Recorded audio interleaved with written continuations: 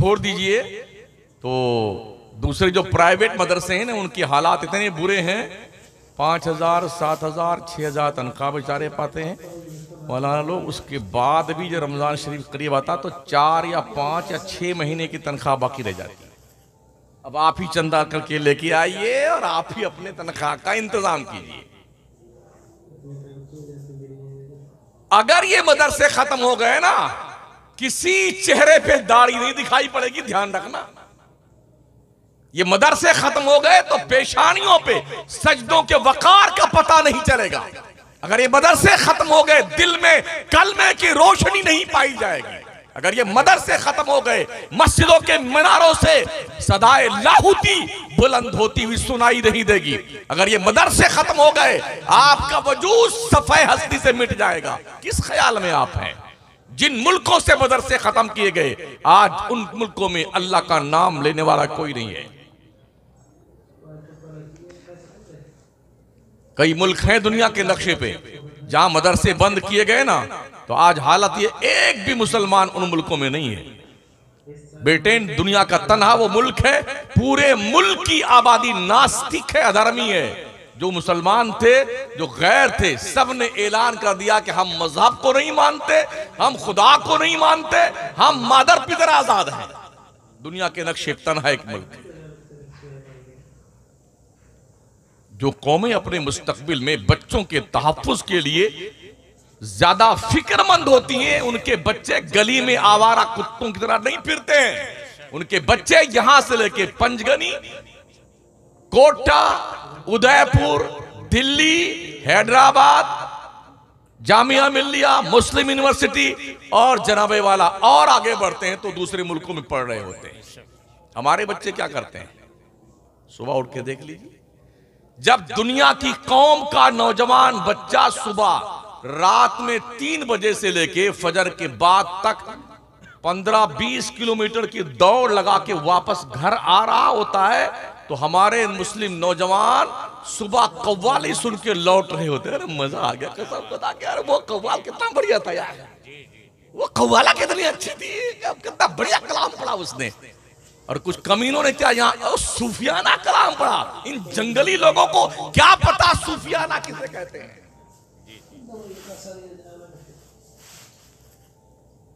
ऐसे ऐसे अमराज हमारी कौम के दिमाग और दिल में सरायत कर चुके हैं और इंजेक्ट किए जा रहे हैं, जिनके बारे में कभी माजी करीब से लेके माजी बईद तक कोई तसव्वुर नहीं करता था कि ये भी कभी होगा।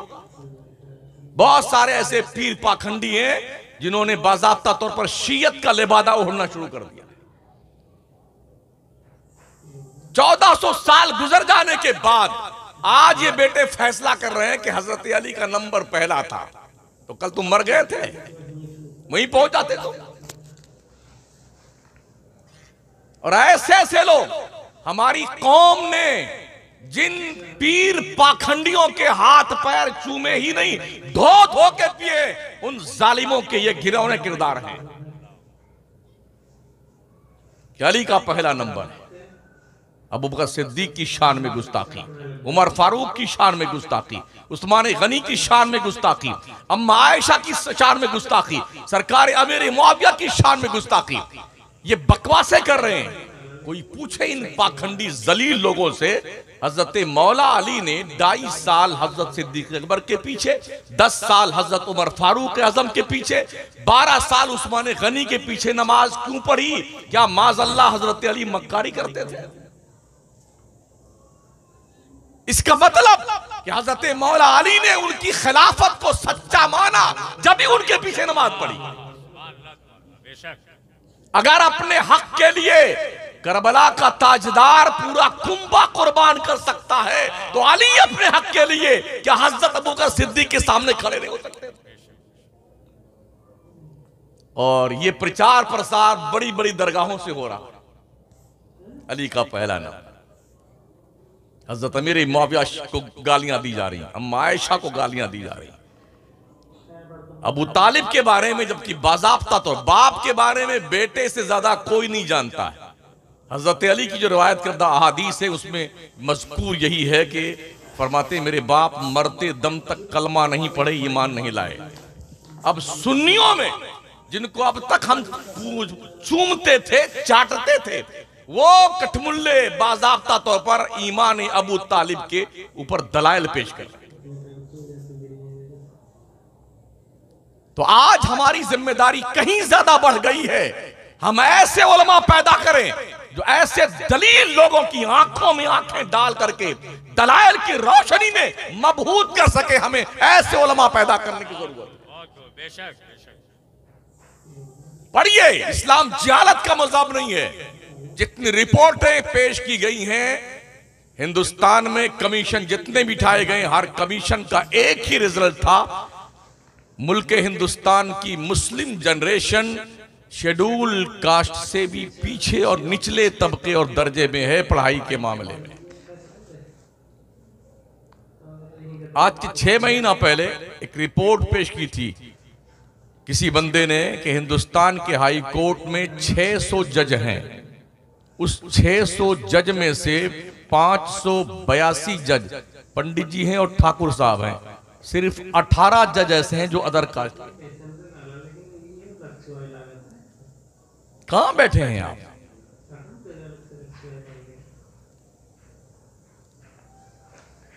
एक दौर था जब पढ़ाई और तालीम सिर्फ यहूदी कहता था, तालीम सिर्फ हमारे पास है, हम ही पढ़ेंगे, आम बंदे तालीम नहीं हासिल कर सकते। ईसाई तालीम कोई हासिल करने का हक नहीं रखता। हमारे देश में भी पंडित जी लोग कहते हैं कोई भी इल्म नहीं हासिल कर सकता है, 5वीं क्लास तक पढ़ लो, उसके बाद कोई नहीं पढ़ेगा। ये आला तालीम हासिल करने का अधिकार सिर्फ हमारा है। पता है मक्की ने गुंबदे खजरा ने इस सिलसिले में क्या पाकीज़ा किरदार अदा किया है? मेरे मुस्तफा ने तालीम को हवा से ज्यादा सस्ता और आम कर दिया है। हवा से ज्यादा सस्ता, पानी से ज्यादा सस्ता तालीम को किया है। और ऐसा नहीं कि पढ़ने के मामले में ऊंच और नीच, बड़े और छोटे का लिहाज बरता गया, जी नहीं। उस मदरसे दार अरकम में जो पहला मदरसा था मक्के में, जिसके मुहतमिम हजरत अबू बकर सिद्दीक हुआ करते थे, जिस मदरसे का पहला मुदर्रिस मोहम्मदुर रसूलुल्लाह थे, और जिस मदरसे में पढ़ने वाले स्टूडेंट एक तरफ हजरत उमर फारूक आजम होते थे तो दूसरी तरफ बिलाल हबशी भी वहीं पढ़ा करते थे, हजरत उस्मान भी पढ़ते थे और हजरत मौला अली भी वहीं पढ़ते थे, सुहैब रूमी वहीं पढ़ते थे, सलमान फारसी भी सुफ्फा के चबूतरे पढ़ा करते थे। इस्लाम ने ऊंच नीच और भेदभाव की दीवार को नहीं, पूरी इमारत को ध्वस्त करके रख दिया और एक ही मैसेज दिया, या अय्युहन्नास इन्ना खलकनाकुम मिन ज़करिन व उन्सा व जअलनाकुम शुअबन व क़बाइला लितआरफू इन्ना अक्रमकुम इंदल्लाहि अत्क़ाकुम। सुभान अल्लाह। लोगों, हमने तुम्हें एक मर्द और एक औरत से पैदा किया है, हमने तुम्हारे गिरोह और कबीले बनाए हैं। किस लिए? ओनली फॉर इंट्रोडक्शन, सिर्फ पहचान के लिए। ये खान साहब है, ये अंसारी साहब है, ये जुला साहब है, ये फलाना साहब है, ये डकाना साहब है, ये शेख साहब है। इस बुनियाद पर कोई भी मुअज़्ज़ज़ नहीं होता है। रब फरमाता इन्ना अक्रमकुम इंदल्लाहि अत्क़ाकुम, तुम में का बुजुर्ग और इज्जत वाला वो है जिसके दिल में खुदा का डर सबसे ज्यादा पाया जाता है। इसलिए कोई शख्स इस ज़ोम फासिद में ना रहे कि हम तो भाई खान साहब है, खानदानी पठान है। इस्लाम के नजदीक इस नाम की कोई वैल्यू नहीं है। इस्लाम के नजदीक मुसलमान होने की हैसियत से ऐसे मुस्लिम आपकी वैल्यू है, और दिल में जितना तकवा बढ़ता जाएगा आपकी पोस्टिंग उतनी बढ़ती जाएगी। बेशक बेशक, सुभान अल्लाह। सिर्फ ये नहीं कि जुम्मा के दिन नमाज पढ़ने आए तभी अल्लाह से डरें। जब 6 दिन बाजार में रहते हैं ना, सुबह शाम रात दिन, वहां भी डरते रहिए। ऐसा नहीं कि लूट के दूसरे का सामान ठूंस के खा जाओ और फिर वो जुम्मा के अल्लाह तू माफ करने वाला, अल्लाह तू माफ कर देना। ये देख रहा हूं मैं जो आंखों से देखता हूं वही बात करता हूं मैं। बेटे जुम्मा एक दिन आएगा ना जब कोई मुश्किल फंसती है तो एक कोने में बैठेगा, ऐसा लगेगा शायद ये अभी अपनी कब्र से निकल के आया है। एक कोने में लिए तस्बीह पढ़ता रहेगा, फिर कुछ देर बाद ऐसे देखेगा ऊपर की कोई पैगाम तो नहीं आ रहा अल्लाह की तरफ से। अरे बंदे तू बड़ा अच्छा बंदा, अरे क्या बात है, जन्नत की बाहर है तेरे लिए, बाहर बार उधर ही देखता है बेटा। ये मतलबी जिंदगी, ये चिटिंगबाजी कर रहे हो तुम। बंदे अपने किरदार का जायजा ले। अगर इल्म हासिल नहीं करेगा, पढ़ेगा नहीं, तो दुनिया तुझे घास खिलाएगी, घास। अपने बच्चों को डॉक्टर बनाओ, इंजीनियर बनाओ, लॉयर बनाओ, लेकिन पहले ढंग का मुसलमान बना दो, ढंग का। बहुत खूब। ताकि डॉक्टर बनने के बाद, इंजीनियर बनने के बाद, लॉयर बनने के बाद, कलम उठाने से पहले उसका दिल, उसका ज़मीर आवाज दे, खबरदार इस कलम से कोई गलत तहरीर मत लिखना, इसलिए कि तू मुस्तफा का उम्मती है। ये कब मुमकिन होगा? जब हर मुसलमान अपने घर में 3-4 टूटियां लगा के रखे वजू करने के लिए। हर मुसलमान अपने कमरे में 5-7 मुसल्ला रख दे। हर मुसलमान अपने घर में एक मिनी लाइब्रेरी बना के रखे। कम से कम 150 किताबें दीनियात की, अकायद की उसमें मौजूद होनी चाहिए। सुबह जब आपका नन्ना बच्चा आंख खोले तो देखे मां सजदे में गिरी हुई, बहन वजू कर रही है, भाई कुरान पढ़ रहा है, बाप नमाज की तैयारी कर रहा है। जब बच्चा पूछे अब्बू क्या कर रहे हो, तो तुम ये बता सको जिस रब ने पैदा किया है उसकी बंदगी करने की तैयारी कर रहे हैं। जिस घर में ये सोच और ये फिक्र परवान चढ़ेगी, ऐसे घरों में परवान चढ़ने वाले बच्चे न तस्लीमा नसरीन बन सकती है लड़कियां, न सलमान रुश्दी बन सकते हैं। बेशक ये हमने कोशिश करने की जरूरत है। ये कब मुमकिन होगा? जब हमारे मदरसे फारिगुल बाल हो। हाँ, हमारे मदरसों के माशाल्लाह ये तो ठीक मदरसा किसी हद तक देखा मैंने, हाजी साहब वगैरह बड़ी मेहनत कर रहे हैं। अक्सर मदरसों का हाल ये, कहीं की ईंट कहीं का रोड़ा, भानुमती ने कुंभा जोड़ा। वो मदरसे जिसमें बाथरूम की खिड़कियां सलामत नहीं है, दरवाजे टूटे हुए हैं, ईंटें निकली हुई हैं, प्लास्टर अब तक नहीं हो पाया। हमारे मुल्क के जिम्मेदार लोग उन मदरसों में आके बम ढूंढते बेटे, बम कहां रखा हुआ है, वो 303 कहां रखी हुई है, राइफल कहां? अबे बेटे, जहां खाने के वादे हैं वहां तुम बम ढूंढ रहे हो। हमारे उस्ताद गिरामी वकार हजरत अल्लामा वसी अहमद वसीम सिद्दीकी, अल्लाह उनका साया देर तक सलामत रखे, उन्होंने एक वाकया बयान फरमाया था कि बच्चों ने एक बार अपने उस्ताद से पूछा, हजरत ये रोज रोज रोज आलू की तरकारी, रोज आलू की तरकारी, सरकार कभी ये गुर्बत के दिन हमारे खत्म भी होंगे? कहा हाँ बेटे, जब तुम पढ़ाने लगोगे ना तो ये दिन इंशाल्लाह खत्म हो जाएंगे आपके। फारिग हो गया बच्चा, 2-4 साल इंतजार करता रहा, अब दिन बदलें, अब दिन बदलें, रोज आलू, रोज सुबह नाश्ते में आलू, दोपहर खाने में आलू, शाम खाने में आलू।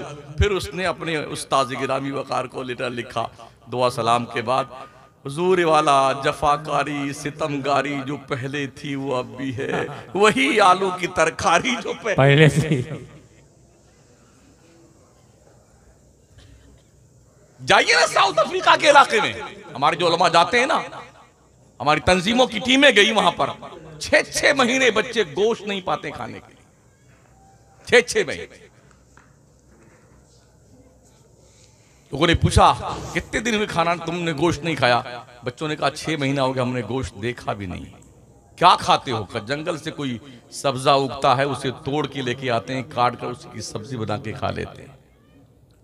आपने खुशियों के माहौल में आंखें खोली ना, इसलिए एहसास नहीं है आपको। जहां पर लोग नंगे रहते हैं, कपड़े फटे पहनते हैं, उन्हें एहसास नहीं है जिंदगी का, जिंदगी जी कैसे जाए। मुसलमान हैं वो, खाने पीने के वादे उनके लिए, उनके ईमान को बचाने के लिए हमारे पास कोई लाहे अमल नहीं। हम खाए मस्त तोंद पे हाथ पे, माशाल्लाह क्या मुर्गा तैयार, आज तो क्या बिरयानी हमने खाई, अच्छा वो पुलाव भी बड़ा अच्छा था, ओ मजा आ गया खाने में। ये हमारी सोच। ओ बंदगाने खुदा, खाने से पहले कम अज कम गरीबों की भूख का एहसास कर लिया। क्या सुना नहीं मेरे मुस्तफा करीम अलैहिस्सलाम इरशाद फरमाते हैं, उस बंदे पे फरिश्ते रात भर लानत भेजते हैं जो खुद तो पेट भर के सोता है, उसका पड़ोसी भूखा सोया करता है। आका ने यह भी फरमाया है, अगर घर में फल फ्रूट लेके आते हो तो अपने पड़ोस के बच्चों को भी दे दिया करो। अगर इतनी कैपेसिटी नहीं है तो अपने बच्चों को तलकीन कर दो, फ्रूट लेके बाहर ना निकले, घर में बैठ के खा ले। कहीं ऐसा ना हो गरीब का बच्चा फ्रूट तुम्हारे बच्चों के हाथ में देखेगा तो उसके दिल पर दुख का एहसास गुजरेगा, काश मेरे बाप भी पैसे वाले होते तो मुझे भी फल फ्रूट ला के खिलाते। बेशक। क्या इस्लाम की इस तरह पाकीज़ा जो तस्वीरें मौजूद है सफाते किरतास पर, कभी हमने इनके जरिए से अपने दिल में रोशनी पैदा करने की कोशिश की? आका फरमाते हैं, अगर चंद बच्चे खेल रहे हैं, उसमें कोई यतीम बच्चा है और आपका बच्चा भी खेल रहा है, मेरे मुस्तफा फरमाते हैं वहां पर उस यतीम बच्चे के सामने अपने बच्चे को दुलार प्यार मत करना। कहीं ऐसा ना हो उस यतीम बच्चे को यह एहसास गालिब आ जाए, मेरा बाप मर चुका है, बाप मेरा होता तो वो भी मेरे सर पे दस्ते शफकत फेरता वो दिखाई पड़ता। ये दर्द बांटने के लिए तालीमाते मुस्तफा आज भी हमें और आपको मुतवज्जे करते हैं। बेशक बेशक। ये भी नबी रहमत ने फरमाया, अपने घर के पतेली की खुशबू से पड़ोसियों के नाक को तकलीफ मत देना। अगर सालन बनाओ तो शोरबा ज्यादा कर लो, पड़ोसियों के घर में भी एक प्याला भेज दो। और अगर ऐसा नहीं है तो खुशबू उसमें इतनी नहीं आनी चाहिए कि महल्ला गूंज जाए। आज तो बाज़ाब्ता इसका प्रचार प्रसार भी होता है, इतना खुशबू ऐसे छौंक बघाड़ के क्या मजा आ गया, गमक गया पूरा महल्ला यार। पहले तो वो शोरबा वाला गोश्त बनता था, अब नए नए उसमें शोरबा ही गायब है, सूखा ही सूखा, बर्रा पर्रा पता नहीं क्या क्या आ गया कमबख्त, कि जहां गरीबों का कुछ भला हो सकता था ना वो भी मलिया बैठ गया। ये तालीमाते मुस्तफा है। इन जलसों का मकसद हुल्लड़बाजी नहीं है, इन जलसों का मकसद मेला ठेला नहीं है। इन जलसों का मकसद ये है कि मदारिस इस्लामिया के जो जलसे होते हैं, यहां से कुछ मैसेज जो आपको दिया जाए उसे गिरह बांध कर ले जाओ और अपनी जिंदगी में उस पे बाज़ाब्ता तौर पे अमल करो, ताकि अल्लाह तुम्हारे जिंदगी में निखार पैदा करे। दूसरा, ये रात भर का रज्जगा बंद किया जाना चाहिए। मैं हर स्टेज पे अपने उलमा से अर्ज करता हूं, कमेटियों से अर्ज करता हूं, जिस भी खतीब को बुलाएं उसको उन्वान शरीफ दे दें ताकि उस उन्वान पे खताब करे वो। और मैं समझता हूं अगर ऐसा होने लग जाए ना तो 70% लोग तशरीफ ले जाएंगे मार्केट से बाहर के। अब तो यार काम नहीं बनेगा, या मेहनत करेंगे ढंग का माल बाहर आएगा, और या फिर लाइन चेंज करके अपना कोई धंधा करेंगे। यहां से शुरू की तकरीर तो आधा घंटा तो हम कहां से चले कहां पहुंचे, हमने क्या खाया, क्या लतीफा बनाया, बैठे बैठे लतीफा बनाते रहते हैं। ऐसा हो गया रास्ते में एक देवबंदी से मुलाकात हुई, ऐसी बहस झाड़ के कमीनों को रख दिया। हरा हर झूठ बोलते हो यार। इस कौम को क्या ले देना तेरे जो है 3rd AC में या 4 AC में तुम्हारी बहस और जंग किससे जारी थी? हमें बताओ ना, हम किस मर्ज के मरीज हैं, हमारी इस मर्ज का इलाज क्या है? हमारी कौम सुन्नी मस्जिदों से दूर क्यों है? हमारा सुन्नी एहसास कमतरी का शिकार क्यों है? एक बात अर्ज करूं, हमारे मुस्लिम बच्चे, सुन्नियों के बच्चे जब छुट्टी में बकरीद के मौके पे घर जाते हैं, रबीउल अव्वल शरीफ की छुट्टी में जाते हैं या कभी भी घर जाते हैं ना, ये टोपी उतारा यूं टांग दिया ऊपर, कुर्ता निकाला ये टांगा, लोअर पहना और टी-शर्ट पहना। जो अब तक हाफिज जी थे अब गुंडे बाबा बन गए। कमबख्त एक को नमाज नहीं पढ़ता है इल्ला माशाअल्लाह। इसके बरक्स देवबंदियों के, गैर मुकल्लिदों के मदरसों की बात तो छोड़िए, कॉलेज के बच्चे जब पढ़ करके छुट्टी में घर आते हैं ना तो उनको 12-15 दिन की छुट्टी के जो दिन होते हैं ना, उन्हें 15 दिन के लिए जमात में भेज दिया जाता है।